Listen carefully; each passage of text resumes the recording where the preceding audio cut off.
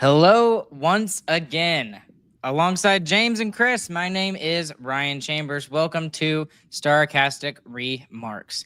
We are the official podcast of THPN. Thank you to DraftKings Sportsbook. That promo code is THPN. The next time you go and use their services.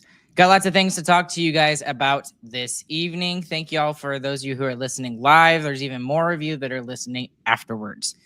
Let's check in with Chris and James. Boys, how y'all doing this evening? I think we're the official Dallas Stars podcast of THPN. I think there's a lot more than one podcast in THPN. That's why I said official. It's different. Oh. There's official and then there's official. Okay, that makes sense. Saving himself. Glad we cleared that up. Yeah, there you go. Yeah, I wondered if you would actually catch up on that. I actually did that one on purpose for once. Normally, it's just because I mess up. Right, you did it on purpose. You just can't give it to me once, can you, Chris? No, sir, I cannot. Brad. Okay. Anyways, Dallas Stars did some Dallas Starsy things.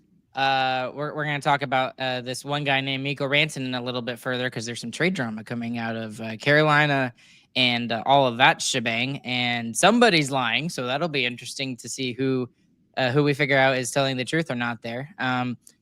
And then we're also going to get into some Hintz-less line combos. Hintz is going to be out for at least probably one more game. I think they've ruled him as probable for the game on Sunday. Correct. And then we're going to take a look at some big matchups for the Dallas Stars coming up. We got two really big matchups coming up for the Stars on Friday and Sunday. Yep. And first off, we've got the Colorado Avalanche, and then we've got the Jets. Or is it the Jets first? The Jets first, then it's the Avalanche. Sorry, it's the Jets. It's the Jets first, and then yes, there you go. Jets first, and then the Avalanche. We've got, with a win over the Jets, the Stars could, in some conceivable fashion, start to make a climb for first place in the division. The Jets are 2-3-1 in their last 6 games, or last 7 games. So no, 6 games. That's right, 6 games. Can't count.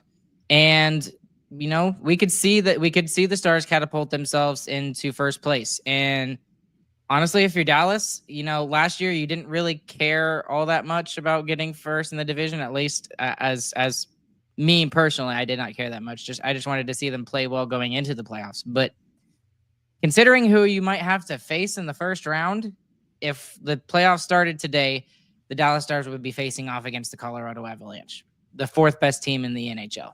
So that's our 4th best team in the conference, in the Western Conference. That's not an ideal matchup for the Stars, and it's not an ideal matchup for the Colorado Avalanche either. But how important is, before we jump into the rant and stuff, how important is this upcoming weekend? Yeah, it's big. It's big for the standings. We're still 8 points back of Winnipeg, so it's a long shot. But there are 2 games with Winnipeg coming up to finish out the season. So if you win both of those, you only need to find 4 points to get into that tie. And I'm not exactly sure what the tiebreaker is there, but it is realistic to happen as long as you clutch up in these 2 final games with the Jets. But it's more so important just to play against these opponents. You're likely going to face at least one of these teams in the playoffs. It's important to see how you match up now that your lineup is finalized, even though it's kind of not, because we're going to be waiting for Miro and Sagan as well. But if you can beat these guys without those 2, you're going to feel a lot better when they come back round 1, game 1. Yeah, it's a little nuts. If you want to fight Winnipeg for first in the division, you have to win both of those Correct. games realistically. You lose either one or lose in overtime in either one, really. It's an outside shot, really. But it's not just Winnipeg. Like you said, we have Colorado coming up, which should be a good measuring stick. And we also play Minnesota twice as well in this final stretch. So if you do win those Winnipeg games, then you get 2 matchups against another possible first round appearance. So there's going to be lots of teams here coming quickly that you might see in the playoffs. Yeah. Is it as crucial for the Stars to get first place in the division this year rather than compared to, like, say, last year or even the year before? No. They just want to win the cup. They have Mikko Rantanen right now. That was like the big trade. That's kind of all-in trade. I don't think they care nearly as much about where they place in the division. This year, winning the division grants you a lot more than it did last season, though. Last season, you won the division and you got the Knights. So Vegas. That sucked. I mean, that was like the worst case scenario you could think of for winning the division. This year, if you win the division, you're playing either the Calgary Flames, the Canucks, or St. Louis. Maybe even Utah, who is still in the running for it. And all those teams are trying their hardest to lose that final wild card spot. So if you win the division, you're winning the conference, and you're likely getting the worst playoff team in the playoffs this season. So it's a great reward if you can chase them down. It's just near impossible to do. I don't think it's as impossible as we think it is. A couple of weeks ago, I would have agreed with you, but the more I looked, I guess we're already here, so let's just talk about it. I think it's critical for the Stars this year to win the division than it was last year. Obviously, because of the position that, I'm not trying to look ahead, but technically, if our goal is the Cup, we have to look ahead anyways. And if you're the Stars, you obviously don't want to spend a tremendous amount of energy and possibly have more injuries and get banged up more against a better team in the first round. Because obviously that means that your prospects moving forward are not going to be as good as they could be. So I'm not saying that like I expect it to be easy in the first round or anything like that. But if realistically our goal is to win the Cup, the easier thing to do would be to progress up to it in levels of opponents, right? The further you go along, the opponent should get harder. The first round opponent should not be the hardest. And that's the thing that I'm afraid of the most, and that the Stars are going to, falter out really early, not because they're a bad team, but because they had to expend so much energy in their first round matchup. I think that's fair to talk about, and I think that's a realistic thing that could be talked about. Yeah, that is true, and I agree. That's why I made my point the way I did. The other thing, though, is that this team is going to be good enough to beat anybody, too. So it's not like we're getting there so we can have an easier path because we're not as good. So even if we do wind up getting second, the Stars are still going to be the favorite. Yeah. Where I really feel like it doesn't matter is because of last season. They went through the Golden Knights, then they had to get through Colorado, and then they had to get through Edmonton, and they almost did it anyway. And now they have Mikko Rantanen on top of everyone they had last year. I don't think it's going to matter regardless of who they go against. They're going to have to win. They're going to have to win 4 series regardless. And I don't think the strength of the team on the other side is going to matter as much as the individual play. Sorry, I was muted there for a second.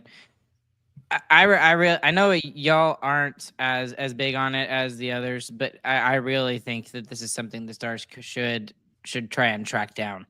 I mean, winning the Central Division would be huge for their prospects going into the playoffs. Brandon over here, thank you. Thank you for the $4.99 super chat. Do the Stars need to win the Central Division? Who cares, club? We want the Cup. The Cup. That club. Sorry, y'all can tell it's been a day. I'll tell y'all about my day later. But yes, that's true. But I mean, wouldn't you want the easier path to the Cup and let everyone else beat up on each other? Yep. I think we beat that one to death. Yeah. I agree. It'd be easier going the other way, but we're the favorite no matter what. And it kind of bears out this argument. Should we go back to this whole 1 versus 8, 2 versus 7 idea in the conference, or are you fine with the way that it's set up divisionally? Not only am I fine with the way that it's set up divisionally, I think it's better. I mean, it creates those rivalries that happen year after year. And I agree, it may not be the most fair thing in the world, but the rules are set up. Everyone knows how the rules work. It's not like anyone's getting surprised by this at the end. And it has created some awesome rivalries. I mean, you think about Stars and Blues. I mean, that was not a rivalry until we met 3 times in a row in the playoffs. I mean, and then it was definitely a rivalry. So those are some of the best regular season games after those series. So it has especially stung the Stars in the past couple of years, but it makes for rivalries, and it really does create those those awesome games when you're playing the same teams come playoff time. But it's not exactly fair for those better teams, is what I'm getting at. So it's probably why why try harder to win the division if it's not going to really get you anything other than home ice advantage? Well, actually, I would argue against that one. Winning the division is still essentially equally as beneficial as it is in the standard 1 versus 8. Because if you win the division and you win the conference, you're facing the 8th best team. It doesn't matter which division it's coming from. So the only reason it hurt the Stars last time is because we got unlucky and somehow Vegas found themselves in the 8th spot because they were hiding all their good players in LTIR like we are this year. Yeah, the Stars still would have played Vegas in the first round. Right. So you could change the rules. We would have played Vegas in the first round. Same thing would have happened. Fair enough. So, okay, let's move into some of the Rantanen stuff. Obviously, the trade for Rantanen has made big news. We saw Pete DeBoer come out in a press conference today, and he said it's not quite the Luka trade, but it's pretty close. Yeah. That's how he described the Rantanen trade, and I 100% agree. This is the way I've been explaining it to all of my non-hockey friends. Like, this is the Luka trade for the Dallas Stars. This is enormous, huge, and this is Jim Nill showing Nico Harrison how to be a GM. Now, on the flip side, over the last couple of days, since it's been kind of dead in terms of Stars news, because we do have a 4-day break here, there have been some back and forth between Mikko Rantanen and the Carolina Hurricanes. First, James, you actually got the chance to listen to the podcast where Eric Tulsky went on and had an interview with a guy. And then there was obviously the big quote from Rod Brind'Amour, who came out, and I'm paraphrasing here when I say this. He basically said, Mikko said, there's only 4 teams I'm going to play for, and yours is not one of them. Now, I don't know if that's 100% true, but it sounds like there's some truth there. I think it's just depending on when he said it is well, where here's it's the thing that from. happened is today Mikko said that's false. He said that statement was false. So somebody's lying. Who's lying? Well, the GM on the podcast, the Carolina Hurricanes GM, said that Tulsky, said that Brind'Amour tends to exaggerate things. He tends to be hyperbolic, he said. And I like that word. basically, what that kind of tells me is that that's not what he said at all. Right. And Rantanen actually completely goes against it and goes further in the other direction and says, I actually tried the system in Carolina before deciding anything. No clue who's telling the full truth or not, but we know at the very least what the coach said was not true. Yeah, if your own GM is saying that you're being hyperbolic, I think you're not telling the truth, or maybe you're misremembering to give you as much benefit of the doubt as we can. But that is a shocking thing to say, have it blow up all over social media, and then come to find out, oh, actually, it's not true at all.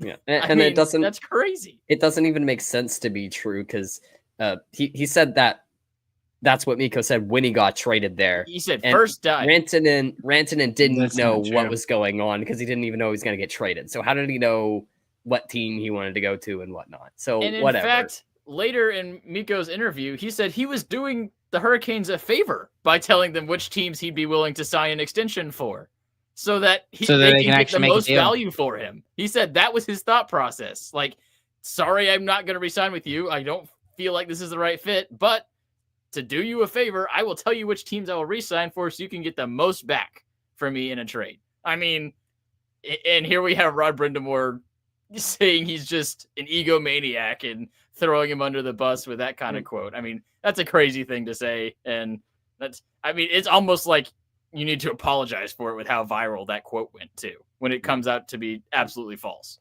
And Rantanen signing for a little less might actually have to do with some of that too. Because, I mean, if the Hurricanes GM gets Rantanen and it's just a rental and he traded away Nikas and then he walks in free agency, he looks like a complete clown. I mean, he looks so dumb. He just lost his number one young player for nothing.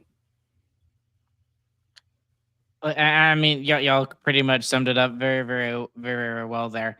The thing that surprised me the most is that Rod Brind'Amour was as open with this as he was, because normally he's not. Normally he's kind of close guarded to the chest, and it just surprised me that he was willing to kind of take shots at Rantanen like that. Well, I'll tell you why he's willing to take shots at Rantanen like that, because another thing He's that not on the Rantanen team said. anymore. He's not on the team, but Rantanen said that part of the reason why he didn't feel like Carolina would be a good fit is that he didn't like the style of hockey that they played. And who's implementing that style? That's going to be Rod Brind'Amour. So he's going to take that a little bit personally. And that's pretty unprofessional, in my opinion. You get this high-skill hockey player. He doesn't want to play in your dump and chase system, and you're just going to bash him when he leaves. I mean, that seems pretty childish to me. Well, and then the other thing is there's a little bit of thing that should go against Eric Tulsky as well. Like, if you know that this is a player that probably will not fit your system well, but you go and make that trade anyways, I don't understand that. And I understand Mikko Rantanen is Mikko Rantanen, and Carolina is basically in the same kind of boat as the Stars are, where they get to the Eastern Conference Final, and then for whatever reason they get swept or they lose there. And they've been a good team for a long time. So maybe his thought process was, well, this guy's got a lot of playoff points. He got 101 playoff points in 82 games or something like that. But it's really, really bad to go out and make a trade like this for the player without at least talking to him first. Right. Well, that's also something that came out in the interview Tulsky did. It was with Jeff Merrick. It's The Sheet is the podcast, I think, is where the interview came from. From Daily Faceoff, yeah. But Tulsky said we did talk to him, and he said, and his agent said that right now they're focused on signing an extension with Colorado. So they basically said no when they tried to talk to him before the trade went down, and he was like, you know what, we're gonna trade for him anyway. I mean, that's what kind of blows my mind, is like they actually did try to talk to him, and he said he didn't want to talk. It's a full gamble. So it was 100% a full gamble, and he said they're shocked that it didn't work out. Like, what? You literally rolled the dice and you got snake eyes. I mean, that sucks, but that happens. Well, the other thing about it is the value that they got from all of this stuff through the Rantanen trade, whether it was from the actual Rantanen trade, the original one itself, or when they traded him off to Dallas. Would you say they got equal value for what they traded away? I mean, there's other assets, but essentially, in my mind, the way it shakes out is that they traded Marty Necas for Logan Stankoven.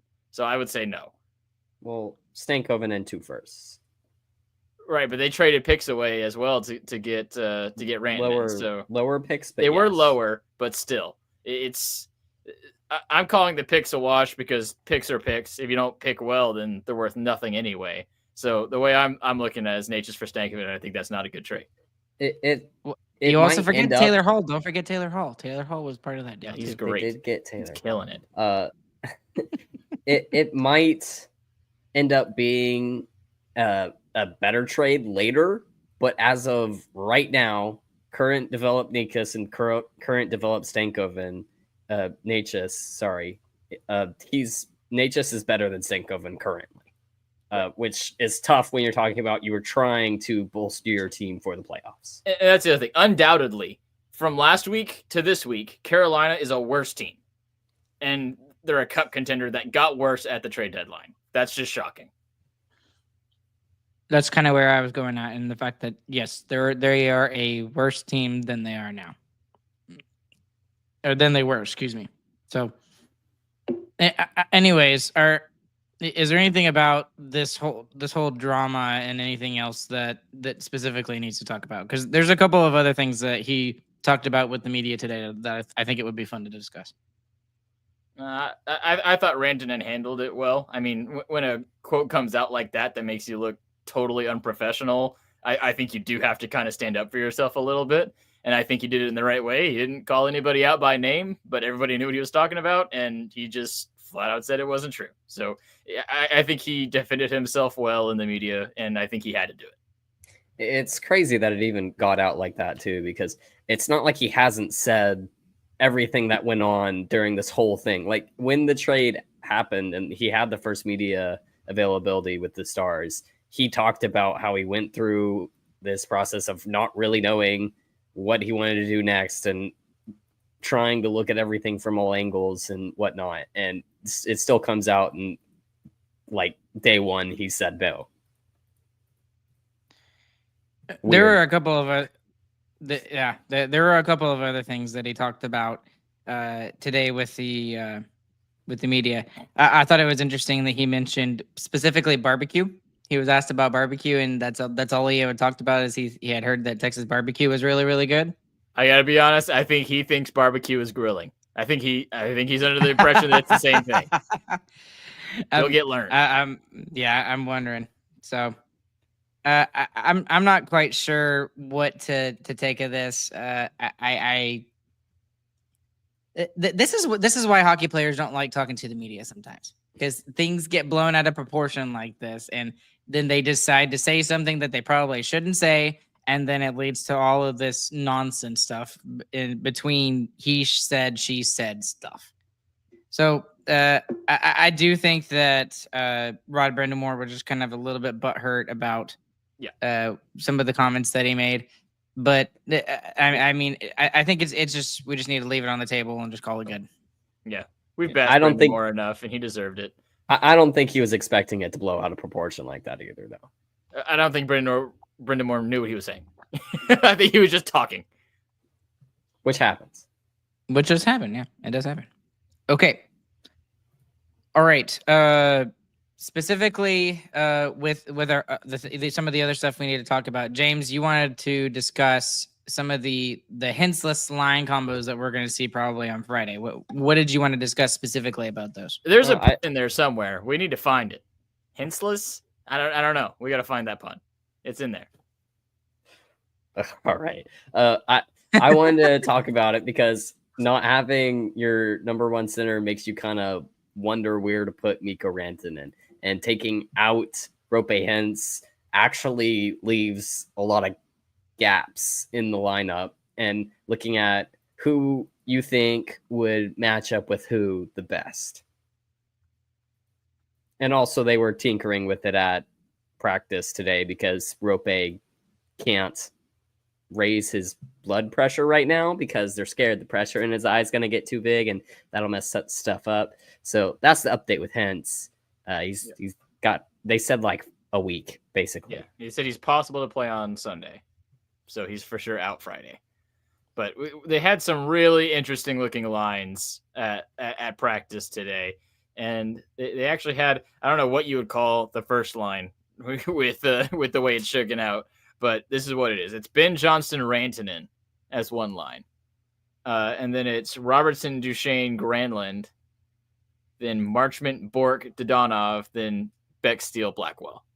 So it's slotting Bork from the fourth into the third line, putting him into his center role that he prefers to play, and then it makes Ben Johnston the top line pretty much, and just sticks Rantanen beside them. Which, I mean, I like it. I mean, I love how Johnston he's essentially a number one center. I mean, especially with the contract he signed, we have two number one centers is what it is. Ben plays great with Johnston, and Rantanen is Rantanen. So why not? I like it. I think it'll be interesting. Yeah. And it's also things to look at because, I mean, what if something like this does happen? And for whatever reason, Hintz is not available in the playoffs or whatever. Or if your normal, rotation of lines, which is what we saw the last couple of games, what if those aren't working for whatever reason? And we've been discussing for weeks now, Chris, what if there's no goals coming our way in the playoffs?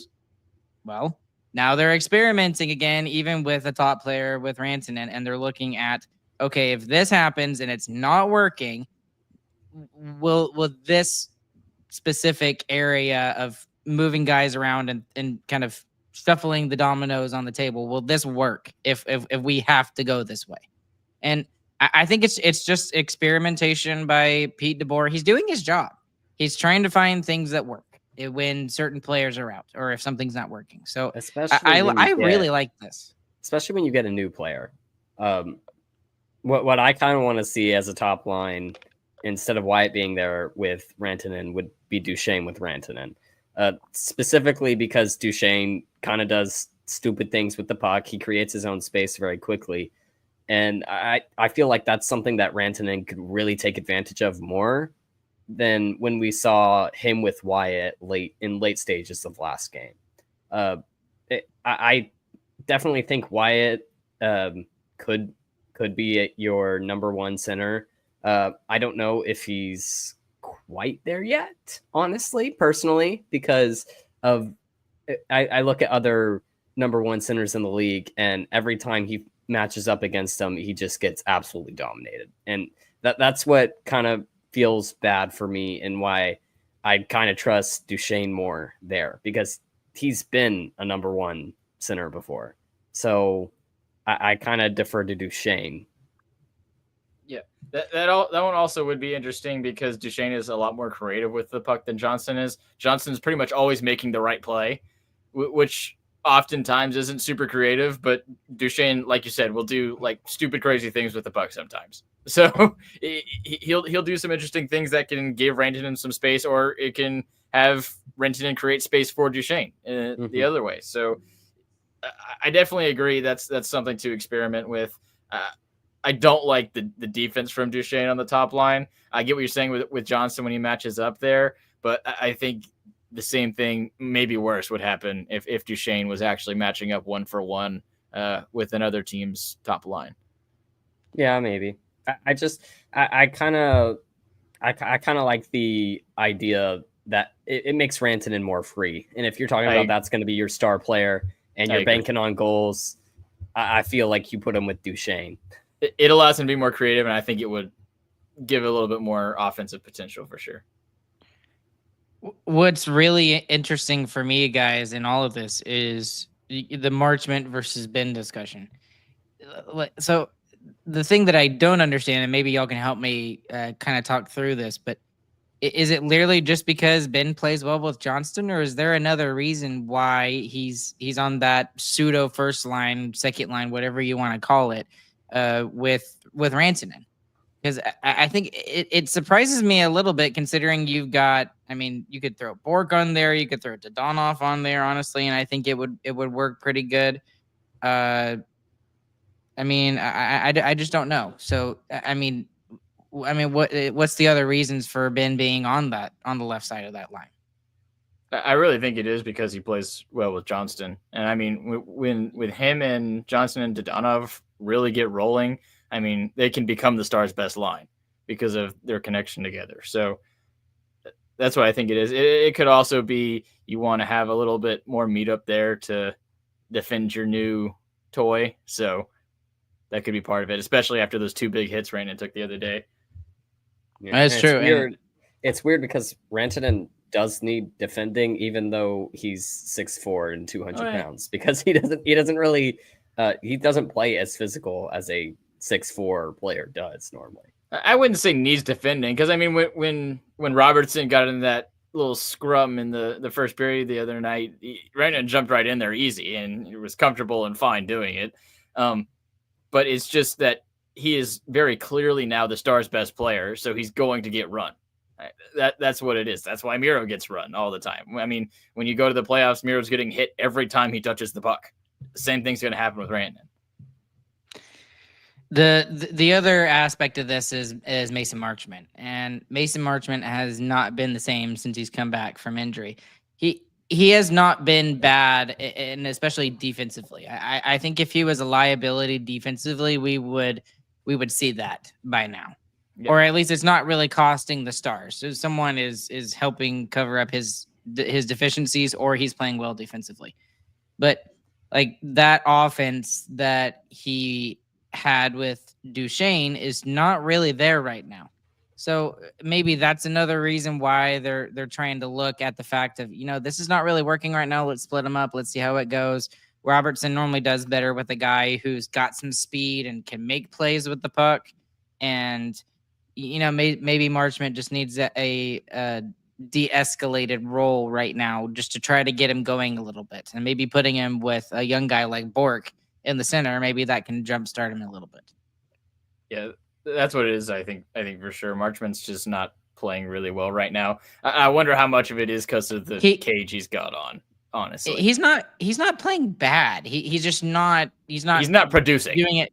He's not producing. That's a good word. He's not producing offensively, and he's not doing where we would expect him to normally.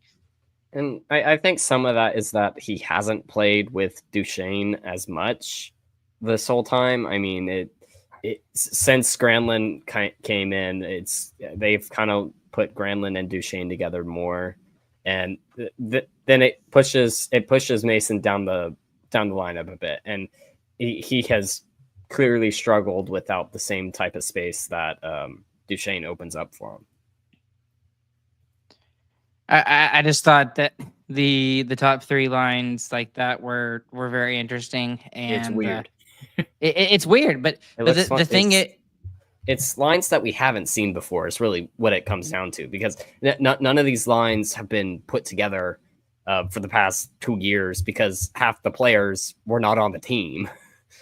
Yeah, and now we got 18 games left until playoffs, and we're seeing new lines. That's scary. Well, I know you say it's scary, but at the same time, it's just like it seems like most of the time, whenever they put guys together, they seem to do okay. Right. I mean, they've proven it this year that they find ways to win. Well, and when Roope comes back, it's going to revert right back to the way it was, unless there's some kind of craziness that goes on with that Ben Johnston Rantanen line, which we might see. It'll be really interesting to see.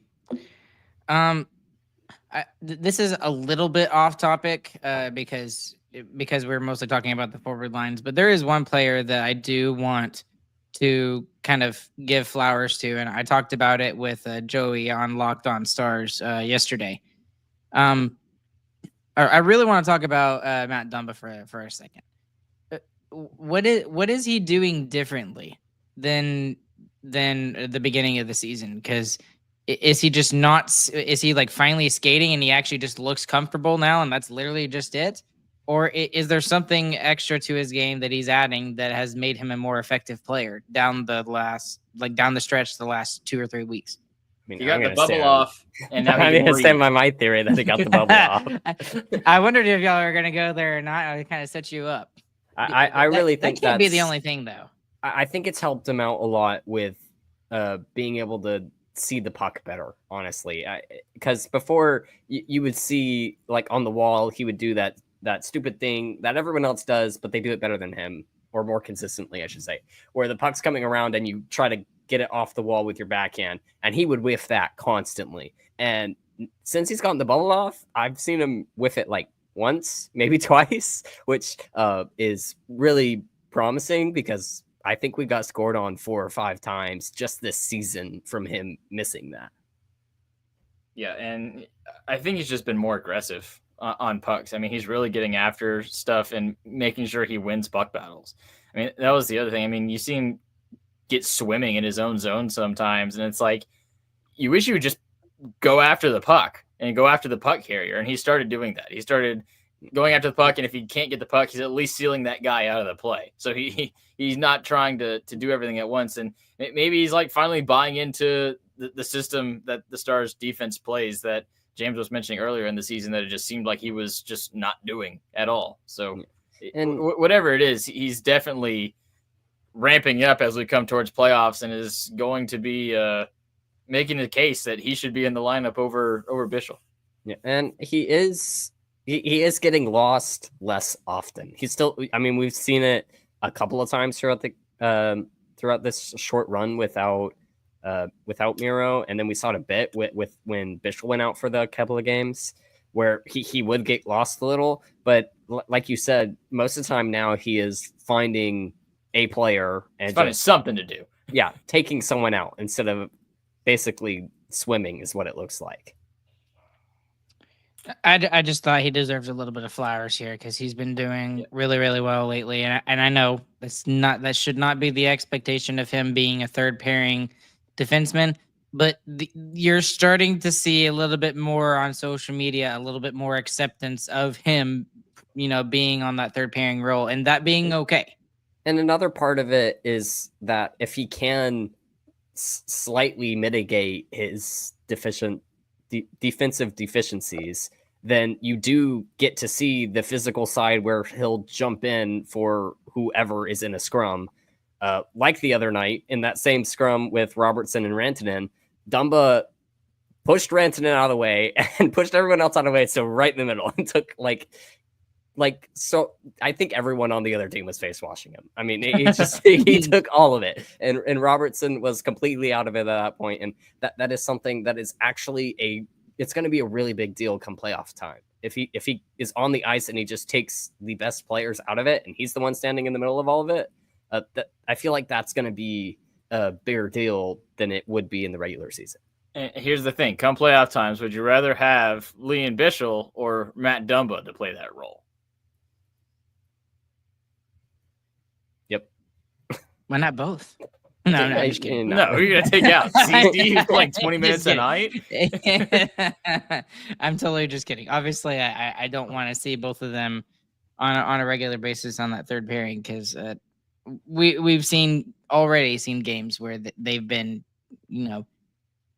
very much attacked by the other team and, kind of exposing that weakness in the Stars game with those two guys together. But, I mean, the Stars don't really have a choice right now because Bichsel is a better option than Brendan Smith and Dumba. So that's just where we're at. But right now, if Dumba's playing this way and he's your number 7, I mean, now you're feeling pretty comfortable, I think. With a Dumba playing the way he has the past 4 games as your number 7 defenseman, you're going to use more than 6 defensemen in the playoffs. That's what's going to happen. You're feeling better, I think. I would rather have Bichsel just for the meat. I mean, you saw last season during the playoffs, they just took every chance they could to pelt our defensemen into the boards every single time. And if they do that to Bichsel, it's going to hurt them more than it hurts Bish. So I think just having more meat there is going to be better. And Bichsel has a higher consistency of laying big hits. So like there can just be a guy coming up the wing and it can just look like a normal play, like Bichel's sealing off the gap. And then all of a sudden, boom, the dude's gone because that's how much bigger and stronger Bichel is. Dumba can make big hits, but generally they're few and far between because they're the big open ice variety. Bichel does it just as a normal play. Yeah. I mean, a big thing with it is who do I want to get hit more anyway? And Matt Dumba getting hit, I'm kind of more okay with, No Don't offense, tell him Matt that Dumba. because I have to see him on a regular basis. I'm sure he would love that too. I mean, he is definitely that's his game. Yeah, that is his game. It's literally just more physical. And also, if he is the 7th defenseman and you're just swapping him in and out, instead of 7th, you're 6th and a half. Right. and you're rotating that's and for sure you're taking some wear down every single game. That's going to be massive. It honestly makes you more comfortable putting Bichel in those situations because if he screwed up big time in this playoff game, we can't trust him. You can go to Matt Dumba, and if he's playing like this, you feel a lot better trusting him. There's some truth to that, and he's starting to get a little bit more accolades with the Stars coaching staff than he has in the early season. Yeah, his time on ice is definitely increasing. Yes, and that's my first go-to whenever I get this feeling of that a player is playing really, really, really, really well and really consistently over a long period of time. I look at their time on ice, and that tells me if the coaching staff agrees with my assessment of said player, and that's an obvious thing that you can look at. One other guy I did want to talk about as well is the backup for the Dallas Stars is Casey DeSmith. He's not getting enough recognition for what he's doing right now. He's won 6 in a row, and obviously he's gotten some goal support, but the thing with Casey DeSmith is that he's won 6 in a row, and in every single one of the games he's won, he's looked very, very good and very, very solid. And he doesn't always get the best of matchups. Normally he's like the second night of a back-to-back when his team is tired in front of him. So they're, kind of leaning upon him more to kind of get them the win there. I mean, Not a better example of that when he did that against Utah. When they were in Utah, that was a ridiculous game where he almost got the shutout. Or no, he did get the shutout. Sorry, he did get the shutout. So, what do you? Oh, he didn't. No, he didn't. He got the Okay, he got a right. shutout the next game he played, but he didn't get a Dang shutout it. in Utah. Dang it! I'm getting those two games mixed up in my head. Doesn't matter. What have you seen from DeSmith the last several starts that he's had? I mean, he's been exceptional the past few starts, and this is kind of what he's shown to do. I mean, the last few seasons in Vancouver, he can get crazy hot, and you can be like, "Hey, here's our starting goalie. We don't need to wait for Demko. It can just be DeSmith." And then he kind of falls off, and you're like, "Oh no, I guess we got to go to Shelov's." So he's kind of the guy that can get hot and cold like that. Right now, he's super hot, awesome. We need the extra wins if you want to catch the Jets. The big point is that it doesn't matter come playoffs times. I mean, once the playoffs start, Casey DeSmith is not going to be playing. And if he is, then we're probably cooked anyway. Yeah. What's kind of the most impressive thing about his season right now is he's only given up more than 3 goals 3 times. One of those times was back-to-back, and the last time he did that was that Colorado game, which since he has been undefeated. So he seems to be rebounding really well on this team also. I don't that tends to be a Stars thing anyway, but his games are like multiple games apart. So this is specifically a Casey DeSmith thing too, I feel like. All right. Anything else on anything like Stars lineup wise that we haven't mentioned? No, I think that's, nope. Okay, that's good. Okay, there's 2 things I do want to get to that I do want to mention. The first one is Stars related. The second one, not so much, but I still think it's extremely notable considering who it is. First off, Victory Plus came out with an announcement earlier. I think it was today. No, it was yesterday. And they had 165,000 viewers tune in to watch Mikko Rantanen's debut for the Dallas Stars, and it was a new viewership milestone on Victory Plus for a single live event. So, and the average watch time was 95 to 105 minutes, they said. And then this is the really interesting one, guys. Really solid. 40% of the viewers were from age 18 to 25. That's actually that is very, very interesting, because that means there's younger guys and younger gals that are kind of turning into the Stars broadcast. I thought that was a really interesting stat, and I'm glad that Victory Plus is getting some more views there.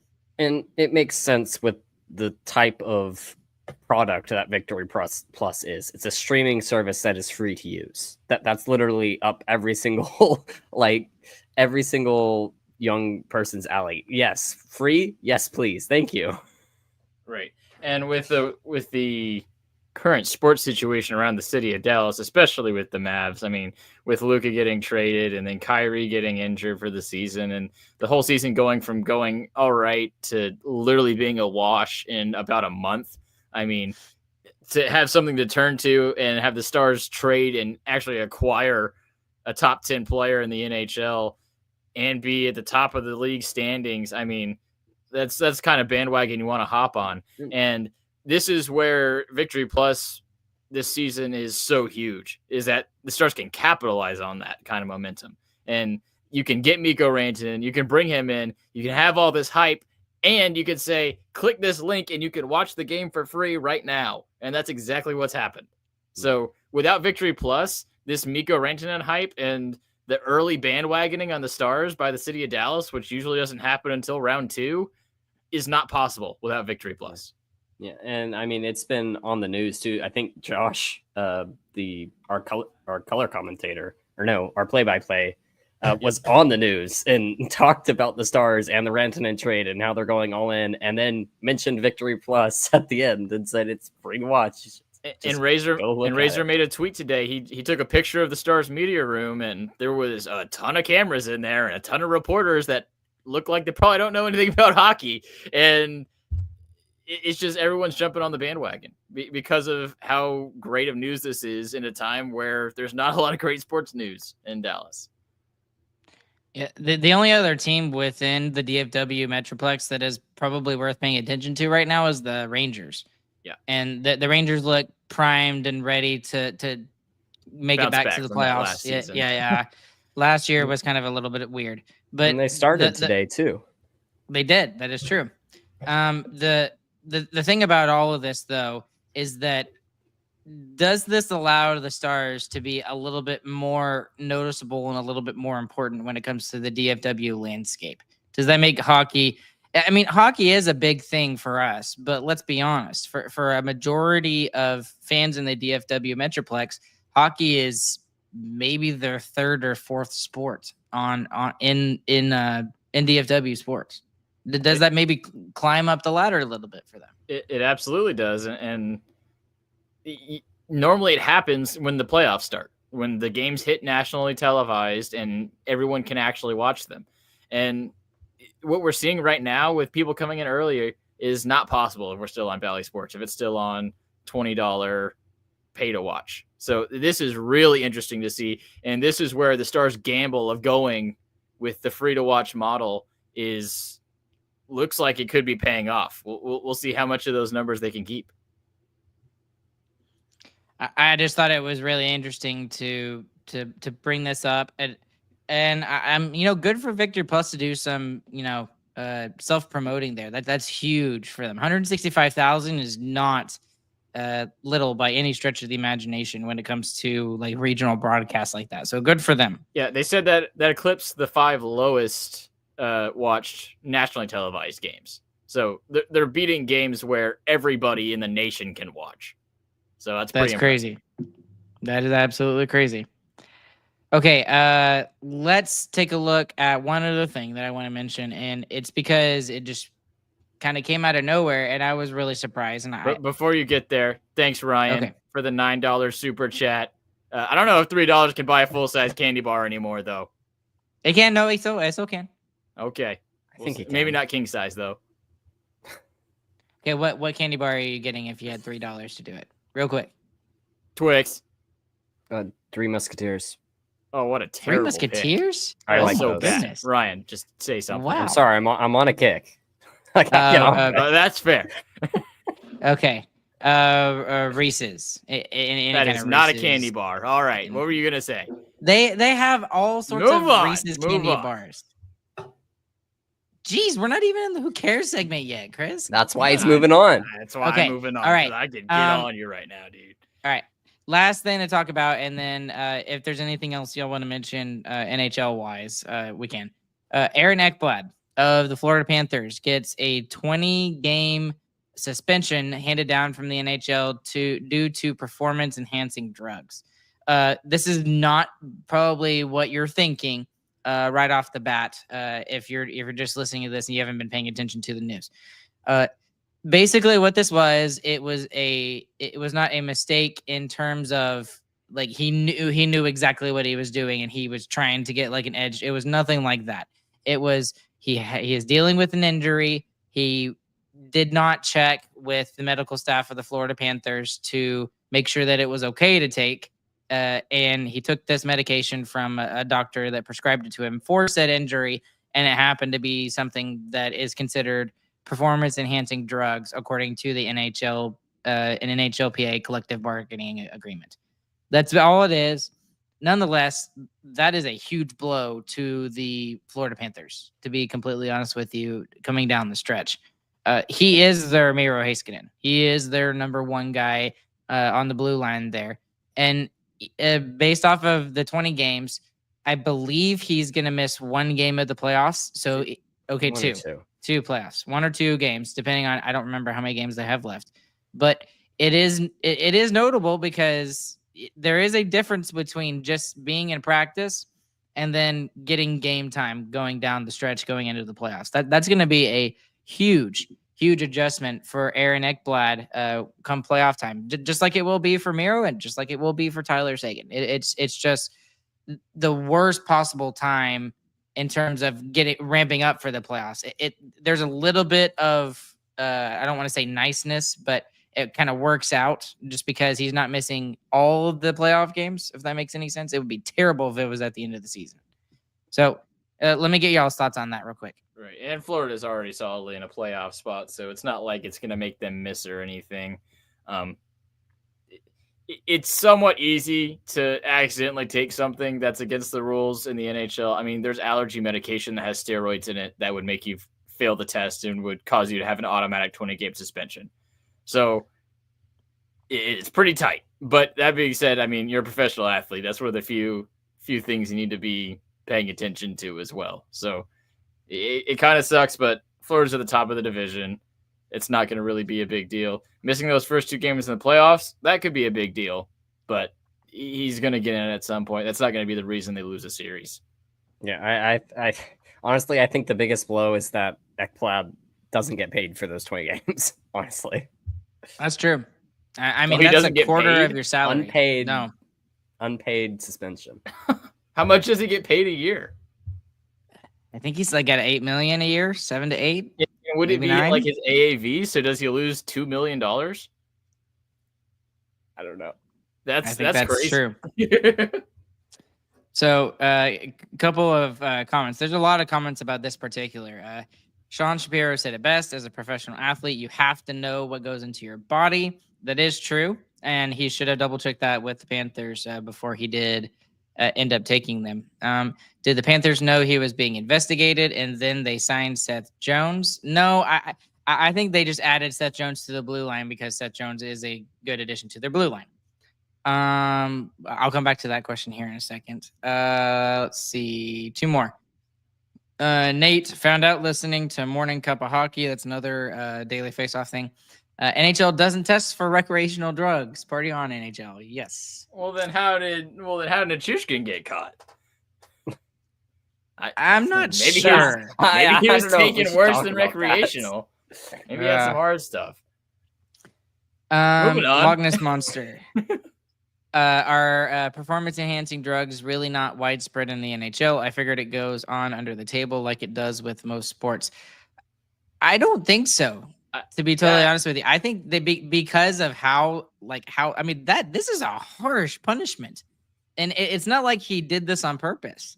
I mean, I fully believe him and saying and believing him, and just this was just an accident. Like he didn't do this to try and gain an edge on anybody else. It was just he was taking medication for an injury, and he should have double checked it, and now he's paying the price for it, literally.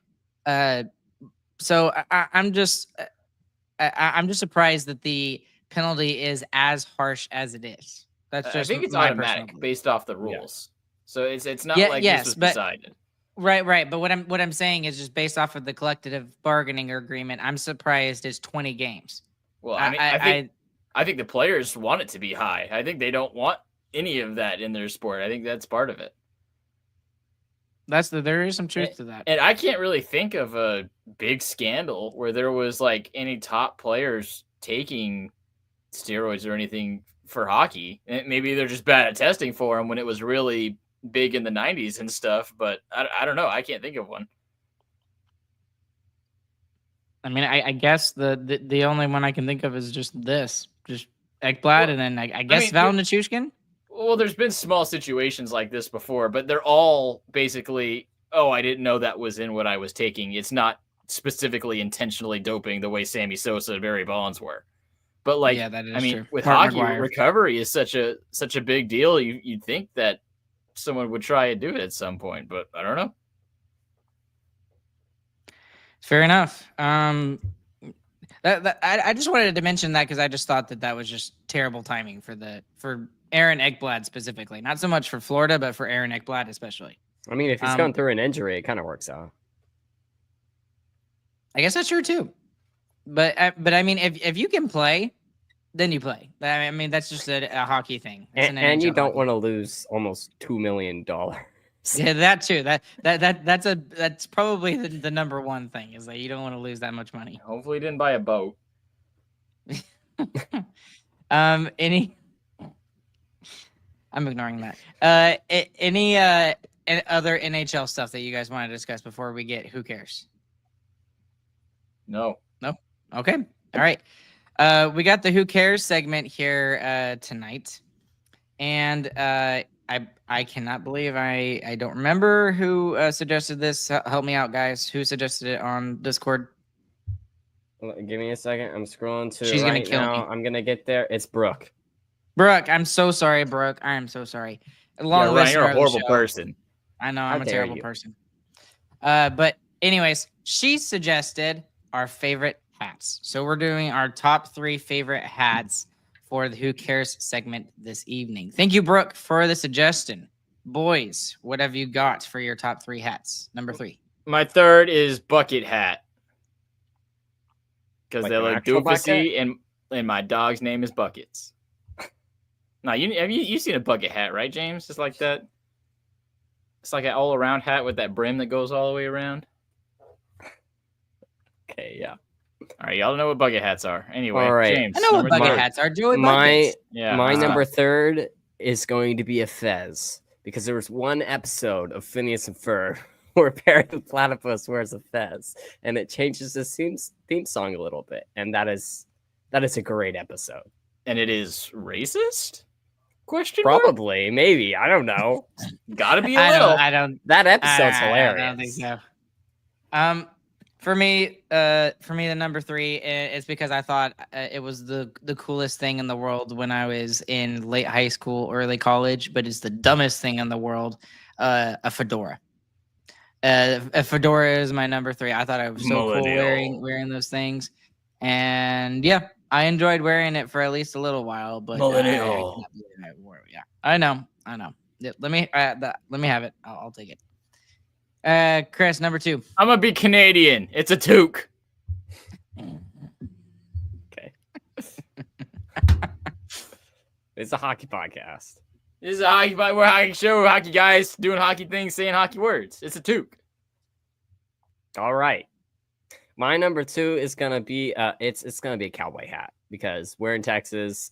For how much stereotypes that we're all old west down here, there actually is a surprising amount of cowboy hats. They look pretty nice. So yeah, number 2, cowboy hat. Some of them are too pretentious, though. Like they're literally just for show, and it's not to be like real. They're all cowboy for or show anything now. Like that. I want a Chris Stapleton cowboy hat. That hat looks awesome. Those are actually really cool. I do like Chris Stapleton's hats in particular. Although I used to like Kenny Chesney's hats too, and then he did something weird with like the brim of it, like towards the back. I don't know. Anyways, my number 2 is I guess I'll say it the right way for you, Chris. It is a toque. My number 2 is a toque. It is the thing that keeps my head warm, and especially as I start to go through the whole baldness phase that I'm getting closer and closer and closer to as I age, it will be my favorite. I'm sure fairly soon when I eventually become bald. So, Chris, number 1. The number 1 is the dad hat, the dad baseball cap. It's the baseball cap, but it's got no structure, so it's all flimsy and floppy and stuff. And you think, why would that be your number 1 hat? That sounds like a hat that just sucks more. Well, you're wrong, because the normal baseball hats, the little structure bit, when you shove that into a bag or you toss it somewhere, it gets all messed up and it gets all folded and all screwy, and nobody likes that. But the dad hat, you could roll that bad boy up, stuff it in your pocket, 2 hours later, throw it on top of your head, looks the exact same. Amazing. Love the dad hat. All right, my number 1. I am currently wearing it. It's a trucker hat. I don't know why I like these things. Terrible. They're netted in the back, Hate it. which is great for Texas because I get stupid hot with just normal baseball cap on. But I love these things. The majority of the hats that I have now are trucker hats, and this one is my favorite one. It is from the Alamo. I have trucker hats because I work in construction, so everyone in construction loves trucker hats. Can't stand it. I'm not into Man, it. we must have been flipped on that because For real, we got a trade. So do you actually like wear one when you're on the job, Chris? No, I've got the rare dad hat from construction. I've got two. Okay. I've got 2 company dad hats. Well, one's actually a golf hat, but it's the dad golf hat. So it's structureless, but it's the athletic material. Those are the best. We want to get into real specifics. But yeah, I have the truckers because they're just handed out. So, you're going to take them. What am I never not going to take a free hat? No, I'm not crazy. But the ones I wear are the dad hats. if you don't wear it, I will. Yeah, I'm not giving it to you. But random side tangent before I get into my number one. Why is it that golf always has like the nicest stuff and the most comfortable stuff? Is it just me in thinking that? Because like I absolutely Tennis. love golf polos and how they feel and then also how they look. Tennis stuff is nice. Tennis shorts, those are sweet. They're buttery. Right, but the thing that I'm talking about specifically is like I have to look somewhat professional at my job as a teacher. So when I'm able to wear like golf related polos and slacks and stuff like that, I look nice and it's also extremely comfortable. So all I wear to work is jeans and golf shirts. That's it. Every day of my life. I wish I could do that. Not to be a Debbie Downer or anything like that, but my number one is also a dad hat. I've got a million. I've got a million of them. Obviously, I'm wearing one right now. I don't know why it's a thing for me. I like to wear the dad hats backwards. It's just a thing. I don't know why I do it. It's just because you're gangster. It's just something born in that time. Yes, I guess. Is that a millennial thing to wear dad hats backwards? I sure think why it not? is. Is it really? Boomer. I don't wear my hats backwards. You're a boomer. Well, but I mean, like people before my time were doing it too. They had to be early 2000s. That was a hockey thing, and it's still kind of a hockey thing. I think Ben still does it. I think he rocks the backwards hat. Maybe that's where I got it from. I don't know. I think honestly, it was a hockey thing at least early 2000s. I'm pretty sure. It's gotten worse as I've gotten older too. It's like I did it a little bit after college, and then it went straight back forward for like 2 or 3 or 4 years, and then it's basically since COVID, I don't wear a hat the intended way which it was originally intended for. That's it. So it defends you from COVID. Because everyone knows you get COVID through the top of the back of your neck. Not getting so when you got the dad hat on backwards, the bill blocks the COVID from getting in. Oh, I just opened a whole can of worms. Somebody call the CDC. We need to get this into their hands. We're not opening that can of worms on the internet. We need backwards hats. Chris, shut up. And here's another thing about the vaccine. Oh my gosh. Okay. Anyways, guys, thank you so much for following along with us live here as Chris tries to get us canceled. There's more of you that are even listening afterwards. We appreciate y'all. If you like anything you heard today, leave us a 5-star review on the audio side. If you're listening on YouTube, I'm trying to go as fast as I can. Click like and subscribe. Hit that notification bell so you never miss an episode of Sarcastic Remarks. Join the Who Cares Club if you'd like to help us in our venture of continuing this fan-led podcast. SarcasticRemarks.com. SarcasticRemarksShop.com is the merch store. And as always, we appreciate our sponsor, DraftKings Sportsbook. Pick 6 option is there. Go and join the Discord too. Yes, Ryan, thank you. Throwing in a little Discord love out there too. We normally talk during the every single game, and sometimes when the games are bad, James normally likes to post pictures of cats or videos of cats if it's really bad.